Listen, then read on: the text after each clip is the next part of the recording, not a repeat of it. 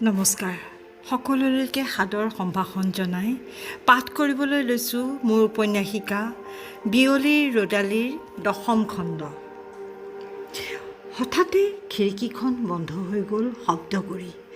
চৌধুৰী সাৰ পাই গ'ল। ভৰি ওলোমাই পৰি থাকোঁতেই কেতিয়ানো টোপনি গ'ল গমকে নাপালে। যি হওক তেওঁ উঠি ফ্ৰেছ হৈ ল'লে। চৌধুৰীক উঠা দেখা পাই কেয়াৰটেকাৰজনে ভাত লৈ আহিলে। বাবু, কালি ৰাতিও আপুনি একো খোৱা নাই। চৌধুৰীয়ে তালৈ নোচোৱাকেই ক'লে, টেবুলতে থৈ যোৱা। সিও উভতাই ক'লে, না বাবু, গৰম থাকোঁতেই খাই লওক। এনেই হ'লে চৌধুৰীৰ খং উঠিলেহেঁতেন, কিন্তু আজি তেওঁৰ ভাল লাগিল সেই আদৰ। মোটা চাউলৰ ভাত, পনীয়া মচুৰ দাইল, সৰু আলুৰ লগত ঢেকীয়া শাকৰ ভাজি, বেঙেনা ভজা আৰু এটা কেঁচা জলকীয়া। বৰ তৃপ্তিৰে ভাতকেইটা খালে তেওঁ। সৰুতে পোৱা মাকৰ হাতৰ সোৱাদ যেন লাগিল। মনটো আকৌ অবুজ দুখ এটাই চানি ধৰিলে। কানু খুৰালৈও মনত পৰিল। খুৰাই বাৰু ভাত খাইছেনে? আজৰি সময় নাইকিয়া কৰিবলৈ নে CGMCক খৰধৰকৈ আগুৱাই নিবলৈ চৌধুৰীয়ে কেইবাটাও নতুন প্ৰজেক্ট হাতত ল'লে। ওপৰা ওপৰিকৈ কানুৱে কিবা এষাৰ ক'ব খুজিও মনে মনে থাকিল। পাছত অৱশ্যে ষ্টাডি কৰি দেখিলে প্ৰতিটো প্ৰজেক্টেই বৰ সুন্দৰ, কিন্তু আৰু কৰ্মচাৰীৰ প্ৰয়োজন হ'ব। বিমল চৌধুৰীক কথাটো ক'লত না নকৰিলে। ডিজাইনাৰ, টেইলৰ, ফেব্ৰিক মেনেজাৰ, কাটাৰ, এক্সিকিউটিভ, টেক্সটাইল টেষ্টিং আৰু অফিচ এছিষ্টেণ্টকে ধৰি 6জন কৰ্মচাৰী নতুনকৈ ল'বলৈ ঠিক কৰি কানুৱে ইণ্টাৰভিউ পাতিবলৈ পেপাৰত এডভাৰটাইজ দিলে। বিমল চৌধুৰী হেৰাই যাব খোজে কামৰ নিচা। নিজৰ বুলিবলৈ এতিয়া একো নাই, গতিকে পাবলৈ একো নাই, হেৰুৱাবলৈকো একো নাই। উশাহ নিশাহ সকলোতে মাথো নাই। মৃত্যু হোৱামান নাই বাবেই জীয়াই আছে। আপাততঃ সেইটোৱেই তেওঁৰ দৰ্শন। ভাতকেইটা খোৱাৰ পাছতেই টোপনিৰ আলজাল ভাৱ এটাই চৌধুৰীক আমনি কৰিলেহি। আকৌ বিচনাখনত বাগৰ দিলে। যিটো অশান্তিৰ পৰা হাত সাৰিবলৈ এনেদৰে পলাই আহিছিল, সেই ভাৱ, সেই যন্ত্ৰণা একাষৰীয়া কৰি হেৰাই যাব খুজিছে তেওঁ বিমলৰ বুকুত। এদিন বাদে এদিন 5টা পোষ্টৰ ইণ্টাৰভিউ হৈ গ'ল। ডিজাইনাৰ আৰু 2টা টেইলৰ পোষ্টৰ বাবে যি 3জন যুৱকক লোৱা হ'ল, তেওঁলোক তিনিওজনেই কৰ্মঠ আৰু অভিজ্ঞ। টেক্সটাইল টেষ্টিং ছুপাৰভাইজাৰজন পাৰ্ট টাইমাৰ হিচাপেহে পালে।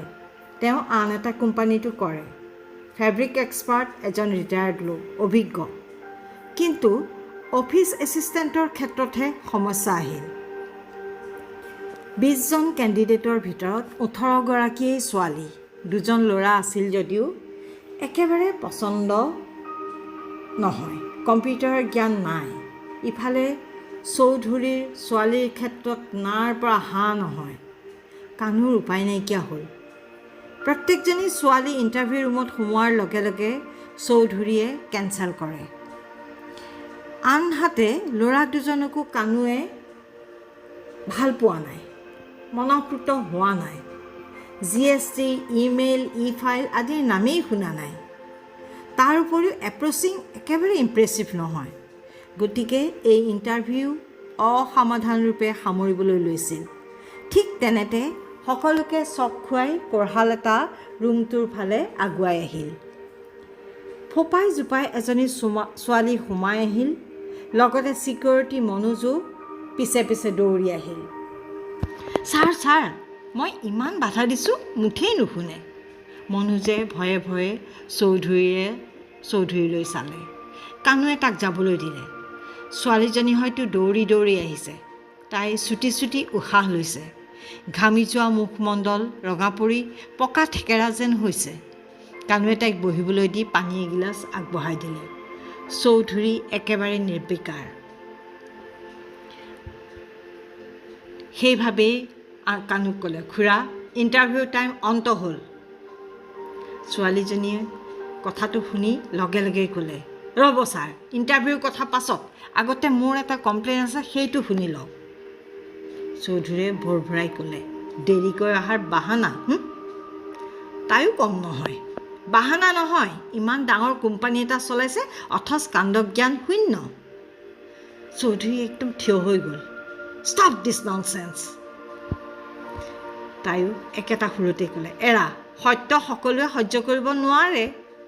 বিমল চৌধুৰী চকীৰ পৰা এইবাৰ সম্পূৰ্ণ উঠি ছোৱালীজনীৰ ফালে কটুহাকৈ চালে। ছোৱালীজনীও থিয় হ'ল। তাই ক'লে, ব'লক, আপোনালোকৰ কাণ্ডহীনতাৰ নমুনা দেখুৱাই দিম। মোৰ যে কাপোৰতে বোকা দেখিছে, সেয়াও তাৰেই অংশ। কানু অবাক। গোটেই দিনটোত এজনীও ছোৱালীক এটা কথাও নুসোধা বিমলে এই ছোৱালীজনীক ফেপেৰি পাতি কিয় ধৰিছে? কানুৱে ক'লে, ৰ'বা, তুমিও বহা। বাবা, বহাচোন, বহা। অঁ, তোমাৰ নাম কি? তাইও একেটা চোচা মাৰি ক'লে, কিয়, পুলিচত দিব নেকি? কানুৱে অলপ নৰম হৈ ক'লে, নাই, কথা পাতিবলৈ নামটো জানিলে ভাল। তেতিয়া তাইও অকণমান নৰম হৈ ক'লে, হয় নেকি?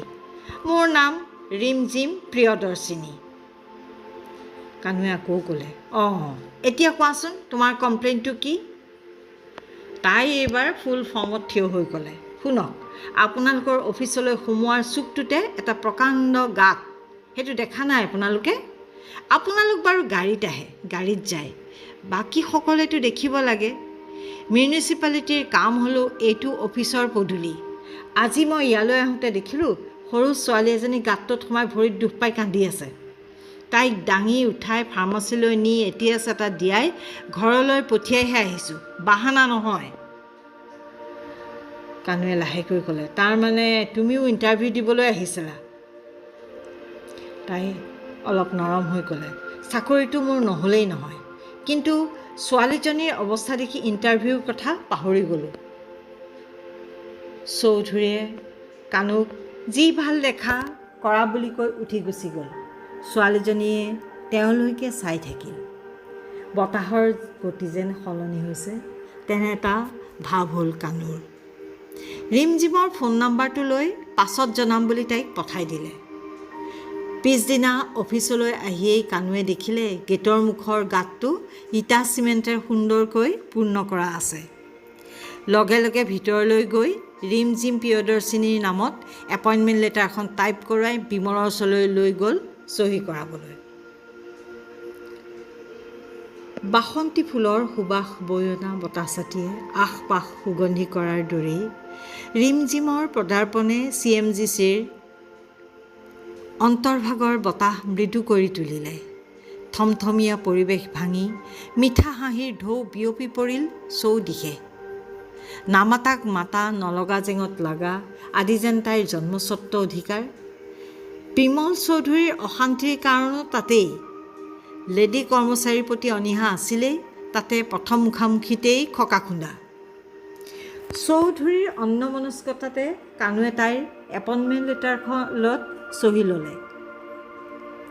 কানুখুৰাক তেওঁ একো ক'ব নোৱাৰে, খুৰাৰ মতামতক যথেষ্ট সন্মান কৰে। ছোৱালীজনীৰ চাল চলন দেখিলে এনে লাগে সকলো নিয়ম ভাঙি ফুৰাৰ গধুৰ দায়িত্ব যেন তাইৰ ওপৰতহে নষ্ট কৰা আছে। সময়ত বিয়া পতা হ'লে চৌধুৰীৰ ছোৱালীও ৰিমজিমৰ বয়সৰেই হ'লহেঁতেন। তথাপি এই কন্যাসম ছোৱালীজনীক দিনে দিনে সহ্য কৰিব নোৱাৰা হৈ আহিছে তেওঁ। অথচ এনে কোনো সুৰুঙাও নাই যে তাইক বৰখাস্ত কৰিব। সকলোৱেই তাইক ভাল পায়, কামতো কোনো গাফিলতি নাই, একাউণ্টছৰ কামো জানে। কানুখুৰাটো ৰিমজিমৰ প্ৰশংসাত পঞ্চমুখ। এটা সুৰুঙা পালেই ৰিমজিমক বিদায় দিব পৰা যাব, তাকে ভাবি চৌধুৰীয়ে তাইক নজৰত ৰাখে। কেতিয়াবা তাই এনে কিছুমান কাম কৰে, এনে কিছুমান অভঙামী কৰে, চৌধুৰীৰো হাঁহি উঠি যায়। চৌধুৰীৰ অভ্যন্তৰৰ তাপমাত্ৰা কমাৰ আভাস পালে কানুৱে। যন্ত্ৰণাত দগ্ধ হোৱা মুখখনত পোহৰৰ ৰেখা বিৰিঙিলে। তাৰ বুকুখনো হাত পৰি গ'ল।